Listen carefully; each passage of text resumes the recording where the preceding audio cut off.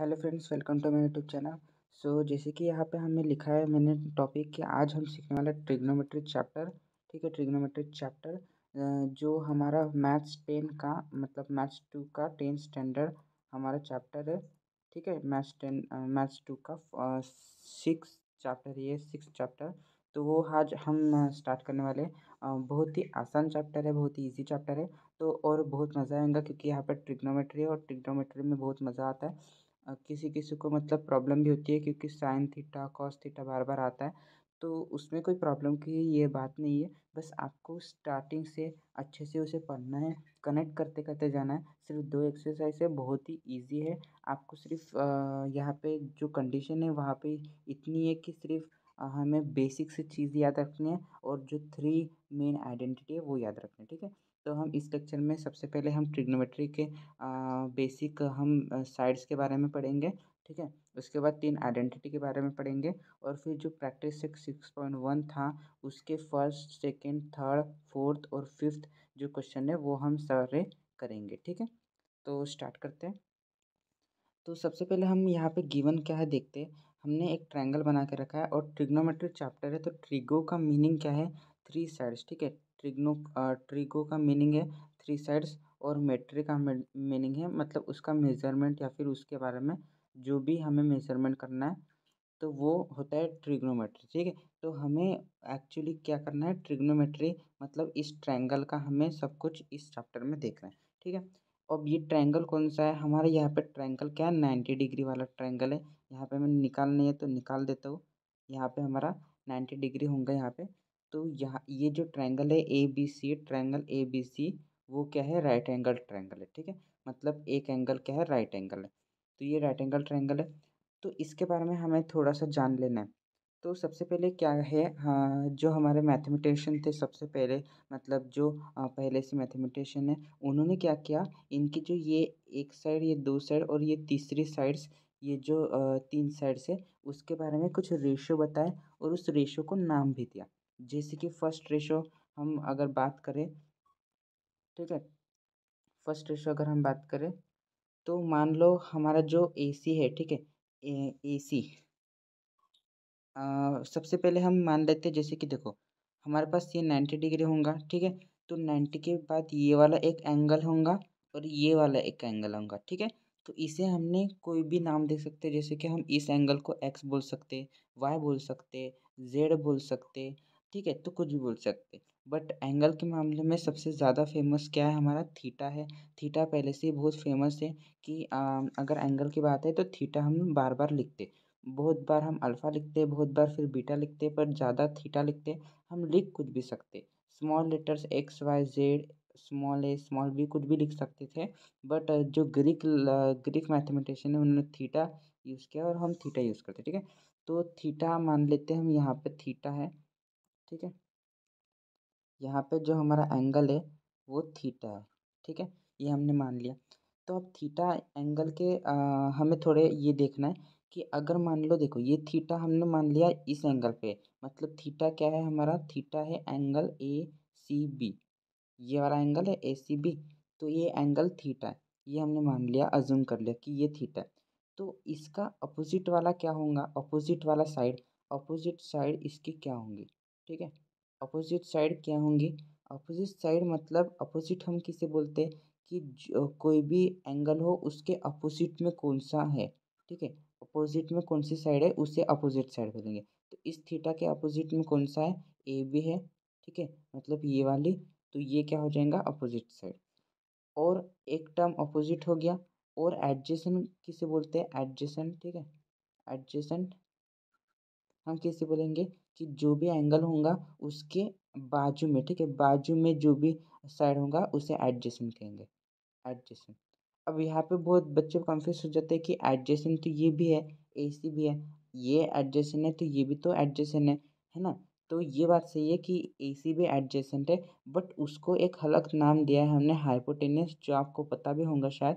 और उससे हम हाइपोटेनस की तरह मतलब अलग ही ट्रीट करते। और जब एडजेसेंट अपोजिट की बात आती है तब थीटा का जो ये वाला होता है साइड और ये वाला होता है साइड, वो ही देखते। हम हाइपोटेनस को एडजेसेंट नहीं बोलते। ठीक है, हाइपोटेनस हमारा एडजेसेंट अपोजिट कुछ भी नहीं होगा। अपोजिट तो बिल्कुल भी नहीं होगा, क्योंकि थीटा अगर हमने यहाँ बनाया या फिर यहाँ बनाया तो अपोजिट ये या फिर ये होगा। अपोजिट ये नहीं होगा, बट एडजेसेंट हमारा हो सकता है, बट वो भी हम बात में करेंगे, ठीक है। तो हम फिर अभी ये जो मैंने अभी बोला हम वो लिख लेते हैं। क्या बोला हमने कि फॉर थीटा, ठीक है, थीटा के लिए अपोजिट साइड, अपोजिट साइड मतलब इसके अपोजिट साइड क्या है, ए बी है, तो हम ए बी लिखेंगे। और एडजेसेंट साइड, एडजेसेंट साइड वो क्या है, इसके एडजेसेंट क्या है इस थीटा की, बी सी, तो हम बी सी लिख लेंगे, ठीक है। सिंपल सा हमने सिर्फ लिख लिया स्टेटमेंट कि अपोजिट साइड हमारी ए बी होंगी, एडजेसेंट साइड बी सी होंगी। एडजेसेंट मतलब बाजू वाला, जैसे आपका घर होगा, आपके घर के जस्ट बाजू वाला जो घर होगा वो क्या होगा, एडजेसेंट, और जस्ट सामने वाला जो घर होगा वो आपका अपोजिट, ठीक है। तो एडजेसेंट और अपोजिट समझ गए। अब दूसरी चीज़ हमारे पास क्या आती है, हाइपोटेनियस, जो इस केस में हमारा क्या है, ए सी, ठीक है। यहाँ तक शायद आपको सबको समझ गया होगा कि हमारा ऑपोजिट क्या है, एडजेसेंट क्या है, हाइपोटेन्यूस क्या है। अब हमें साइड समझ गई किसको क्या बोलते हैं। अब रेशो समझना है आपको कि रेशो किसे क्या बोलता है। तो मैंने जैसे कि बता दिया था कि मैथमेटिशियन ने रेशो कुछ तो भी बनाया, मतलब रेशो कुछ ना कुछ इन तीनों साइड का रेशो लिखा है और उसे कुछ ना कुछ अलग अलग नाम दिया, ठीक है। तो वही हमें पहले हम सीखते हैं, ठीक है। तो सबसे पहले इस डायग्राम को मैं थोड़ा कॉपी कर लेता हूँ, अरे इसे कॉपी कर लेता हूँ और नीचे में आके पेस्ट कर लेता हूँ,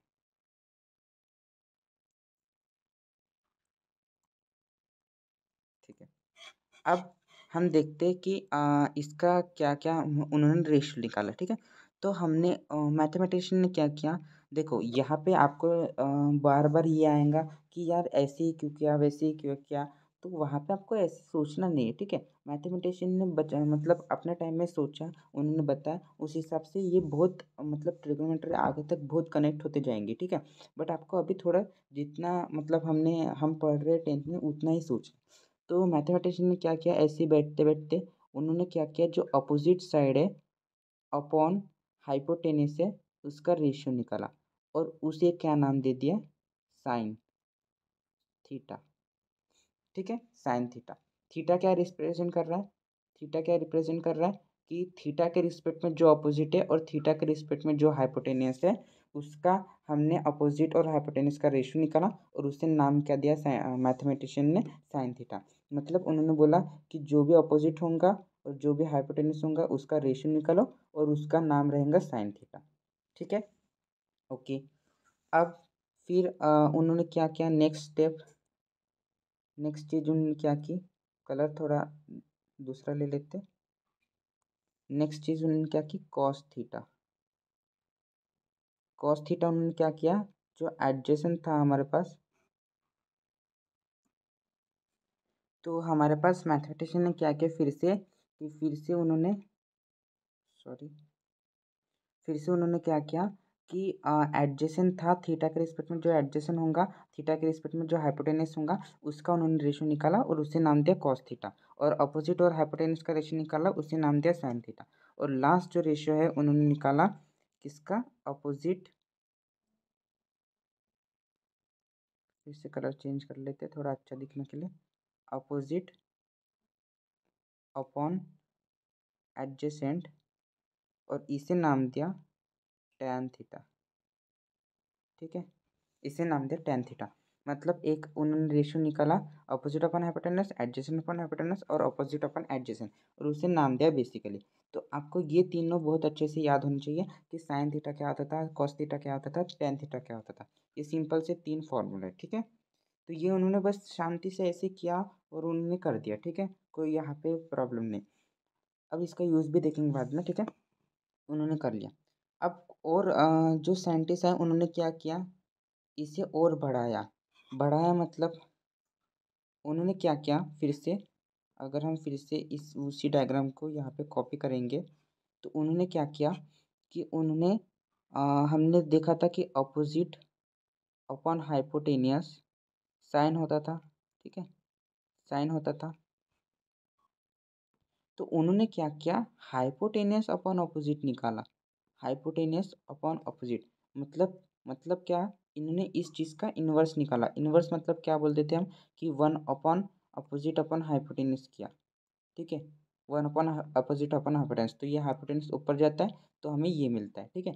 तो उन्होंने ऐसे इन्वर्स किया और इसे अलग नाम दे दिया, क्या नाम दे दिया, इसे अलग नाम दे दिया और उसे कहेंगे हम कोसेक थीटा, ठीक है, कोसेक थीटा। ये लेक्चर थोड़ा बड़ा होगा, आपको अच्छे से पेशेंटली समझना है और एक बार आपको समझ गया तो खटाखट आप क्वेश्चन करने लगोगे और कोई भी आपको प्रॉब्लम नहीं है, ठीक है। तो हमने क्या देखा, पहले अपोजिट अपॉन हाइपोटेनस, फिर मैथमेटिशियन ने क्या किया, हाइपोटेनस अपॉन अपोजिट का रेशियो निकाला और उसे अलग नाम दे दिया कोसेक थीटा। बट अगर आप अच्छे से देखोगे यहाँ पे, तो कोसेक थीटा और साइन थीटा के बीच में रिलेशन है, जो हमारे पास क्या है, sine theta equals to one upon cosec theta, right, sine theta equals to one upon cosec theta. या फिर इसे ऐसे ही बोल सकते कि कोसेक थीटा, सॉरी यहाँ पे आपको थोड़ा ये आएगा, वहाँ पे सी ने लिखा था कोसेक थीटा, और यहाँ पे हम ऐसे भी लिख सकते cosec theta equals to one upon sine theta, ऐसे कुछ भी लिख सकते, ठीक है, दोनों एक ही चीज़ है। तो यहाँ पे हमारा रिलेशन क्या आ गया, cosec theta equals to one upon sine theta. अगर आप कोसेक थीटा की वैल्यू डालोगे अपोजिट अपॉन हाइपोटेनस और वन अपॉन साइन थीटा की वैल्यू डालोगे, तो वो दोनों क्या होंगे, बराबर होंगे। आप देख लेना, क्योंकि हमने क्या किया, अपोजिट अपॉन हाइपोटेनस और उसका इन्वर्स तो लिया कोसेक थीटा, तो साइन थीटा इक्वल्स टू क्या आएगा, वन अपॉन कोसेक थीटा, ठीक है।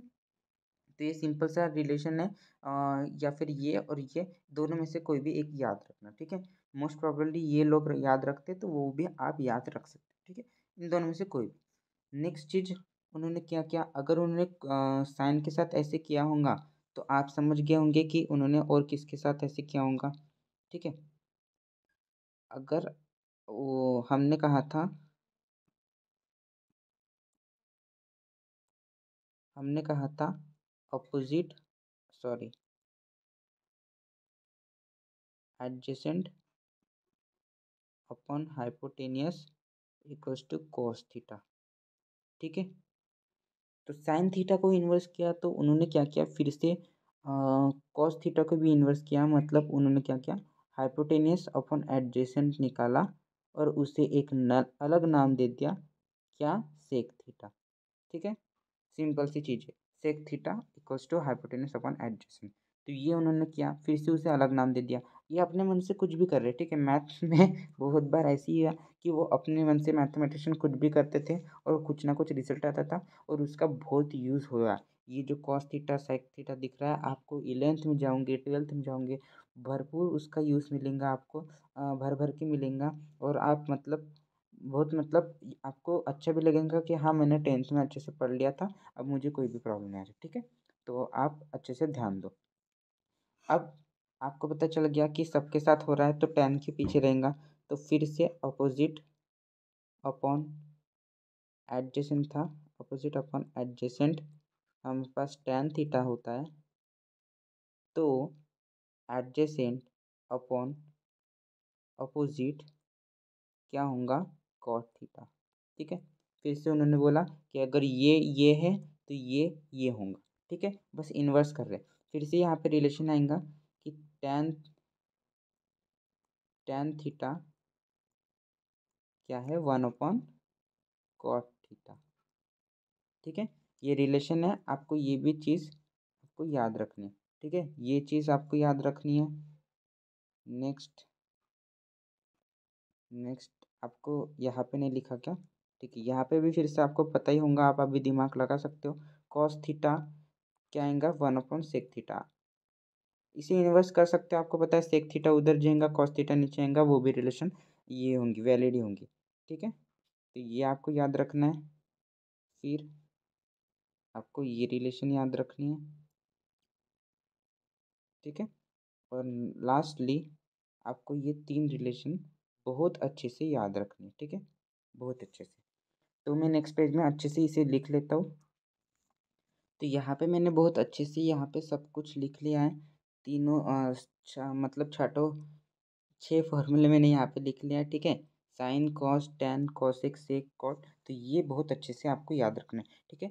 तो मुझे लगता है कि अभी तक आपको ये बेसिक चीज़ समझ गई है आपको, और आपको मज़ा भी आया क्योंकि साइन थीटा कॉस थीटा खेल के। अब इसका हम थोड़ा सा इसका टेबल देखेंगे, और टेबल के हिसाब से और इसे और समझेंगे कि एक्चुअली इसका बहुत बार मीनिंग क्या आता है, या फिर इसे यूज़ कहाँ कहाँ करते हैं, ठीक है। तो अब हम क्या देखेंगे कि स्टैंडर्ड एंगल्स के बारे में, ठीक है। Standard angles. अब स्टैंडर्ड एंगल्स क्या होते हैं? एंगल्स तो एंगल्स ही होते हैं, कोई प्रॉब्लम नहीं, बट स्टैंडर्ड एंगल्स हमने कुछ तो भी रखे हैं जो आपको उसके नेक्स्ट पेज में मैं बता दूंगा, उसको भी देखेंगे हम टेबल को। बट उससे पहले हम देखते हैं कि स्टैंडर्ड रेशो, ठीक है। स्टैंडर्ड हम रेशो भी देखते हैं कि क्या होता है स्टैंडर्ड रेशो। तो आप अभी थोड़ा यहाँ पे अपना जो ये है माइंड उसे खोल के रखना और थोड़ा समझना, ठीक है, इस चीज़ को। अब देखो, ए बी सी था, ठीक है। ए बी सी हमारे पास यहाँ पे ट्रायंगल था, ये ए था, ये बी था, ये सी था, कोई भी ले लो, कोई प्रॉब्लम नहीं। ए बी सी हमारा ट्रायंगल था। तो हमारे पास अगर मान लो कि हमने यहाँ पे 60 डिग्री है, ठीक है। पहले 30 से स्टार्ट करते, ठीक है। 30 डिग्री है यहाँ पे, 30 डिग्री है। जो थीटा हमारे पास गिवन है वो कितना है? 30 डिग्री है, ओके। तो था हमारा साइन थीटा क्या होता था? साइन थीटा क्या होता था? अपोजिट अपॉन हाइपोटेनस होता था, ठीक है, याद होगा तो। अपोजिट अपॉन हाइपोटेनस होता था। तो साइन 30 क्या होगा? साइन 30 क्या होगा? 30 का अपोजिट कौन सा है? ए सी। ए सी, थोड़ा इसे नीचे लिख लेते क्या, ठीक है, इसे मिटा देते। साइन 30 बाजू में लिख लेते। साइन 30 क्या होगा? ए सी अपॉन ए बी, ठीक है। अप अपोजिट लिखा है मैंने, इसके अपोजिट और इसका हाइपोटेनस, ठीक है। ए सी अपॉन ए बी। तो ये हमारा क्या हो जाएगा? साइन थीटा हो जाएगा, साइन 30 हो जाएंगी। तो हम जब ए सी अपॉन ए बी निकालेंगे 30 डिग्री के लिए, ठीक है, 30 डिग्री वाले एंगल के लिए, तो हमेशा आपको एक पर्टिकुलर वैल्यू मिलेंगी जो होंगी 1/2, ठीक है। अगर आपको ये विश्वास नहीं होता तो आप ऐसे घर में ट्राई कर सकते हैं कि आप एक कोई भी यहाँ पे ये निकालो, ठीक है। कोई भी ऐसा हमारे पास बेस निकालो कितने भी सेंटीमीटर का, ओके। फिर इसमें एक एंगल बनाओ जो क्या बनाएगा, कितना होगा? 30 डिग्री होगा। ये जो एंगल होगा वो 30 डिग्री होगा। और फिर इसे ज्वाइन कर लो किसी भी दो पॉइंट से, ठीक है। ऐसा आप ट्रायंगल घर में बनाओ, ठीक है। अगर आपको ट्रिग्नोमेट्री में फील लेना है तो एक्सपेरिमेंट करने पड़ेंगे। तो आप ऐसे ट्रायंगल बनाओ 30 डिग्री, और यहाँ पे कोई भी 5 सेंटीमीटर कुछ भी ले सकते हो। और यहाँ पे कोई भी और रो होल नंबर लेना, मान लो मतलब 5 10 में ही लेना, ठीक है। ये 5 ये 10 ऐसे कुछ भी इसमें ले लेना, ठीक है। तो होल नंबर में लेना, और आप 30 डिग्री में एंगल बनाना। तो ये जो भी आएगा एक्स, ठीक है, एक्स मान लेते, तो x/10 हमेशा हाफ ही आएगा। x/10 हमेशा हाफ ही आएगा, ठीक है। कब? जब ये 90 डिग्री होगा और ये 30 डिग्री होगा। आप करके देख लेना अपोजिट अपन हाइपोटेनस, क्योंकि ये एक्सपेरिमेंट से आया है कि अपोजिट अपन हाइपोटेनस 30 डिग्री के लिए हमेशा हाफ होता है। तो ये क्या हो गया हमारे पास? ये 30 डिग्री क्या हो गया? स्टैंडर्ड एंगल हो गया कि हमारे पास 30 डिग्री का हमें एक्चुअल में पता है, ठीक है, कि साइन 30 क्या होता है? हाफ होता है। फिर वैसे ही अगर आप कॉस 30 का अगर देखोगे, एक ट्रायंगल है, फिर से एक ट्रायंगल है, और ये जो एंगल है वो 60 डिग्री है, ठीक है, 60 डिग्री है। तो आप क्या 60 डिग्री है, और आपको बोला कि साइन 60 निकालो, ठीक है, साइन 60। तो आप क्या करोगे? ये एक्स होगा और ये वाई होगा, तो एक्स अपन वाई निकालोगे, ठीक है। बट अगर आपको मतलब एक्सपेरिमेंट से आप देखोगे तो इसका जो रेशो आता है एक्स अपन वाई का, वो हमेशा कितना आता है? √3/2 आता है। ये एक्सपेरिमेंट वाली, ये मैं खुद से नहीं बता रहा हूँ, ये एक्सपेरिमेंट करके देखा है, ठीक है। अगर आप फिर से आप एक से ट्रायंगल बनाना और ये एंगल आप 60 डिग्री लेना, कुछ भी मेजर का लिख सकते हो आप, हाइपोटेनस और बेस। और ये जो एंगल, ये जो साइड बनेगा उसे इससे डिवाइड करो तो आपको हमेशा √3/2 मिलेगा। अब यहाँ पर √3 आ गया तो आपको √3 से कन्फ्यूज ना होना है। हम बार बार रूट के इससे पहले पढ़ चुके हैं, जैसे कि हम √4 देखते थे 2 होता था, बट √3 की वैल्यू हमें एग्जैक्टली मतलब यहाँ पे परफेक्ट स्क्वायर नहीं है इसलिए नहीं मिलता है। ठीक है, √3 की वैल्यू वैसे 1.73 कुछ तो भी होती है, तो ये आपको बाद में याद रखनी पड़ेंगी, बट अभी कोई ज़रूरत नहीं। ठीक है, √3/2 ये इसका रेशो होगा, समझ गए। तो ऐसे हमारे पास ये स्टैंडर्ड एंगल कहते हैं इसे, जिसका रेशो हमें पता होता है, जैसे कि sin60 का हमें रेशो √3/2 है। अब आपको कैसे पता, हमें कैसे पता चलेगा, तो हम अभी टेबल ला रहे हैं। ठीक है, नेक्स्ट पेज में टेबल ही है तो हम वो देखेंगे। तो ये हमें स्टैंडर्ड एंगल होता है और ये स्टैंडर्ड रेशो होता है। ठीक है, तो अब हम इसी का हम टेबल देखेंगे कि कितने हमारे पास स्टैंडर्ड रेशो है, स्टैंडर्ड एंगल है, तो वो देखेंगे। और वो आपके बुक में भी है, हमारा बुक का पेज नंबर नहीं पता बट आप देखोगे तो आपको मिल जाएगा। ठीक है, अब बुक की यहाँ पे मैं स्क्रीनशॉट पेस्ट करता हूँ। तो फ्रेंड्स यहाँ पे देख सकते हो आप कि यहाँ पे मैंने बुक का स्क्रीनशॉट भेजा है, मतलब यहाँ पे पेस्ट किया है। तो आप ये देख सकते हो अपने बुक में भी। तो यहाँ पे देखो, यहाँ पे स्टैंडर्ड एंगल्स दिए हैं हमारे पास। स्टैंडर्ड एंगल्स कौन से होते हैं, इतने ही होते हैं क्या, नहीं, इससे ज़्यादा भी होते हैं। स्टैंडर्ड एंगल्स मतलब बेसिकली वो एंगल्स जिसके हमारे रेशियो पता है और ये स्टैंडर्ड है। ठीक है, 0, 30, 45, 60, 90 डिग्री इसका ही पूछते हैं ज़्यादातर, और इसका ही ज़्यादातर काम भी आता है। ठीक है, तो मतलब जैसे कि आपको 33 डिग्री, 47 डिग्री ऐसे इसका नहीं पूछेंगे, क्योंकि उसका बहुत कॉम्प्लेक्स आता है रेशो और आपको उसका काम नहीं है। ठीक है, तो अभी के लिए आपको 0, 30, 45, 60 और 90 दिया है। ठीक है, तो अब इस टेबल को जल्दी से समझते हैं। अब साइन थीटा का यहाँ पे ये दिया, साइन थीटा कॉस थीटा, और यहाँ पे एंगल दिया। तो इसका मीनिंग क्या है, जैसे कि साइन थीटा, साइन 45 डिग्री चाहिए, साइन की वैल्यू 45 डिग्री पे चाहिए, तो वो कितनी है, √2। ऐसे इसे पढ़ना है, जैसे कि साइन 45 अगर आपको लिखना है तो साइन 45 कितना होगा, 1/√2। ठीक है, ये बेसिकली उसका मीनिंग है। ओके, साइन 45 1/√2 होगा। अब 1/√2 का मीनिंग क्या है, मतलब जो साइन 45 होगा, मतलब मान लो एक ट्रायंगल है। ठीक है, एक ट्रायंगल है और वहाँ पे ये जो एंगल बन रहा है वो कितना बन रहा है, 40 डिग्री। ठीक है, हम अच्छे से मार्क भी कर लेते हैं।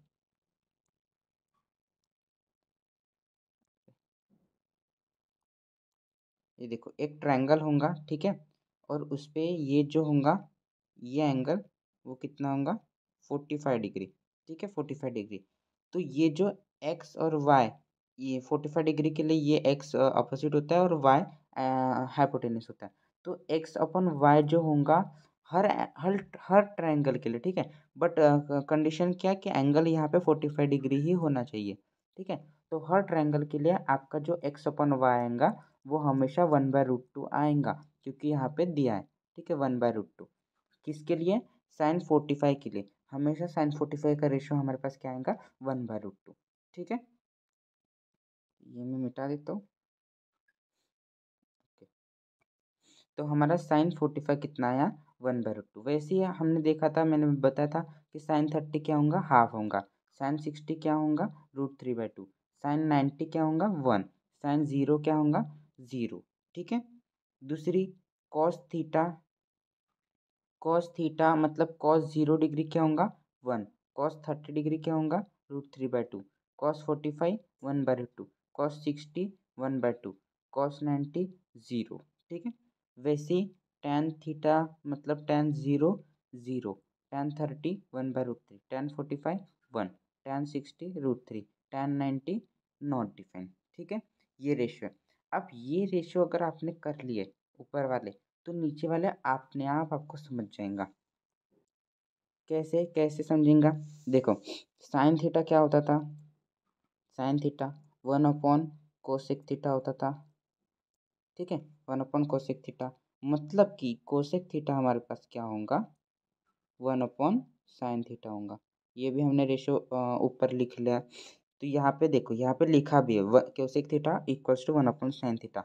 मतलब जो भी यहाँ पे आपको वैल्यू दिख रही है, जैसे कि 1/2, 1/√2, √3/2, 0, 1, इसका अगर आप अपॉन करेंगे 1/, या फिर इन्वर्स बोलते हैं उसे, या फिर रेसिप्रोकल बोलेंगे, तो आपको क्या मिलेगा, कोसेक थीटा। ठीक है, तो अगर आप यहाँ पे एग्जांपल देखोगे, साइन जीरो की वैल्यू जीरो आ रही थी। ठीक है, साइन जीरो की वैल्यू जीरो आ रही थी। ओके, तो फिर कोसाइन कोसेक की वैल्यू कितनी आएंगी, कोसेक की वैल्यू कितनी आएंगी, 1/साइन साइन जीरो। ठीक है, 1/साइन जीरो, क्योंकि यहाँ पे देखो 1/साइन थीटा था, तो 1/साइन जीरो, ये कितना आएगा, 1/0। अब यहाँ पे 1/0 नॉट डिफाइन लिखा है, तो आपको मैं बता दूं कि आप 10th में आपको रीज़न नहीं बताया जाएगा, बट इसका रीज़न होता है आपको हायर स्टडीज़ में पता चलेगा।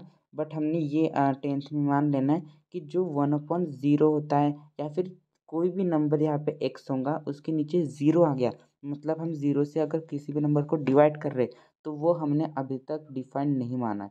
ठीक है, आप क्यूरोसिटी के लिए आप यूट्यूब में आप देख सकते हो कि क्यों डिफाइन नहीं है, बट यहाँ पे सिलेबस में कोई इसका मतलब रीज़न नहीं दिया, तो आपको सिलेबस में कभी नहीं आएगा। ठीक है, पूछ के कि क्यों नॉट डिफाइन है, बट यहाँ पे नॉट डिफाइन होगा, इसलिए ये बार बार नॉट डिफाइन लिख रहे हैं। मतलब यहाँ पे रेशो जब ले रहे तब नीचे डिनोमिनेटर आ रहा है, मतलब जैसे कि tan थीटा में tan 90 डिग्री ले रहे, तो जब tan 90 डिग्री ले रहे तो हमारे पास नीचे ज़ीरो आ रहा है।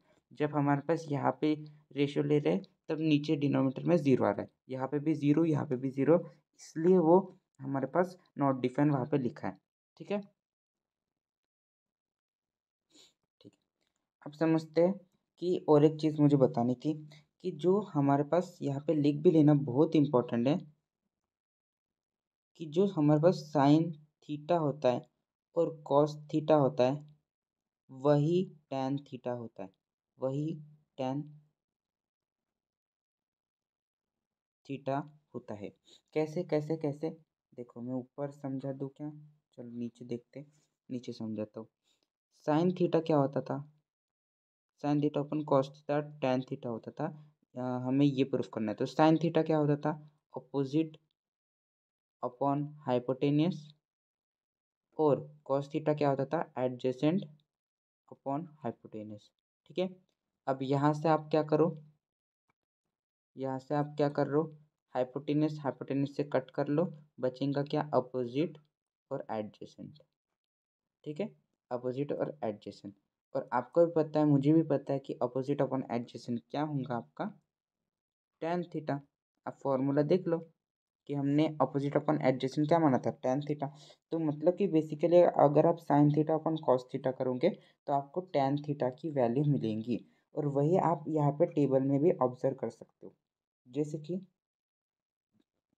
अगर देखो साइन थीटा कॉस थीटा दिए, मतलब अगर टैन जीरो निकालना है तो साइन जीरो अपन कॉस जीरो करना पड़ेगा। देखो 0/1 करो, कोई भी अगर ऊपर नंबर जीरो हो और नीचे कोई भी नंबर हो तो आंसर हमेशा जीरो ही आएगा, बट अगर ऊपर कोई भी नंबर हो और नीचे ज़ीरो हो तो आंसर हमेशा नॉट डिफाइन आएगा। ठीक है, ये चीज़ आप मतलब बहुत मतलब हमेशा के लिए याद रखना कि हमेशा अगर नीचे ज़ीरो हो तो वो एन डी, और ऊपर अगर ज़ीरो हो तो वो हमेशा क्या होगा, ज़ीरो। ठीक है, तो वो 0/1 हमारे पास ज़ीरो आया। ठीक है, दूसरा आप 1/2/√3/2 करोगे तो 1/√3 आएगा। कैसे, ये 2 से 2 कटा, 1/√3, फिर 1/2/1 पूरा कट जाएगा, आंसर 1 आ गया। फिर 2 से 2 कटा तो आंसर √3 आ गया। फिर अब 1/0 किया तो 1/0 क्या होता था, नॉट डिफाइंड। ठीक है, सिंपल सी स्टेटमेंट है कि sine theta upon cos theta करोगे तो टैन थीटा आएगा, और आपका उसका इन्वर्स करोगे तो उसका इन्वर्स रेशो आएगा। तो आपको मेनली ये तीनों सॉरी ये हाँ तीनों रेशो आपको लर्न करना है। इसमें एक छोटी सी ट्रिक नहीं बोल सकते बट पैटर्न है कि आप अगर यहाँ से साइन साइन थीटा अगर आप मतलब लर्न कर लोगे तो आपको बाकी की चीज़ आ जाएगी। देखो कैसे, sine zero, zero sine 30 half, sine 45 1/√2, sine 60 √3/2, sine 90 1। अब इसी नंबर को यहाँ पे स्टार्ट करो और लिखते जाओ इस तरह से, मतलब रिवर्स पैटर्न में। ठीक है, मतलब यहाँ पे 1 लिखा है तो यहाँ पे 1 लिखो, यहाँ पे √3/2, यहाँ पे 1/√2 तो यहाँ पे यहाँ पे हाफ तो यहाँ पे हाफ, यहाँ पे ज़ीरो तो यहाँ पे ज़ीरो, तो हमें क्या मिल जाएगा, कॉस थीटा की भी पूरी वैल्यू मिल जाएगी। फिर आप इन दोनों को डिवाइड कर लो, दोनों वैल्यूज़ को, तो आपको टैन थीटा की वैल्यू मिल जाएगी। ऐसे आप तीनों लर्न कर सकते हो, बट मेरी मानो तो आपको इंडिविजुअली सबका पता होना चाहिए। जैसे साइन 30 लिखा आपको पता होना चाहिए कि वो हाफ है। जैसे 60 लिखा साइन 60, तो आपको पता होना चाहिए √3/2 है। जैसे आपको 1045 लिखा है तो आपको पता होना चाहिए 1 है। ठीक है, तो ऐसे आपको सब कुछ पता होना चाहिए। ठीक है, ओके। तो मैं शायद बहुत बड़ा लेक्चर हो गया होगा, तो मैं यहाँ पे ही क्लोज़ करता हूँ। देखो पीडीएफ में तो बहुत कुछ था, यहाँ पे आइडेंटिटी और कुछ क्वेश्चंस भी थे, बट कोई बात नहीं, हम नेक्स्ट टर्न में इसे देखेंगे, मतलब नेक्स्ट लेक्चर में आप अच्छे से देख लेना, क्योंकि एक साथ जब आप देखते हो तो आपके दिमाग में मतलब कम जाता है, और वहाँ से आप तो वहाँ से आपको आउटपुट उतना नहीं मिलता है, तो आपको ब्रेक ब्रेक में देखना चाहिए छोटे छोटे लेक्चर्स, तो आपको अच्छे से समझेंगे। ठीक है, तो अभी के लिए इतना ही यहाँ पे रखते, और लास्ट का हमारा कोड थैंक यू आपको बोल के चले जाता हूँ मैं।